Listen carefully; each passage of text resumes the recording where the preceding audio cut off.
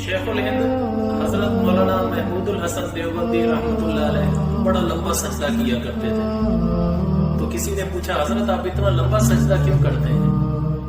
فرمانے لگے کہ جب میں سجدہ کرتا ہوں، جب سر سجدے میں رکھ دیتا ہوں تو میرا دل کہتا ہے محمود الحسن پتہ نہیں دوبارہ سجدہ نصیب ہو یا نہ ہو، اس وجہ سے سجدے سے سر اٹھانے کو ہی جی نہیں کرتا. اسی طرح میرے والد محترم وہ بھی لمبا سجدہ کیا کرتے تھے. تو ایک مرتبہ میں نے والد محترم سے پوچھا ابا جان آپ اتنا لمبا سجدہ کیوں کرتے ہیں؟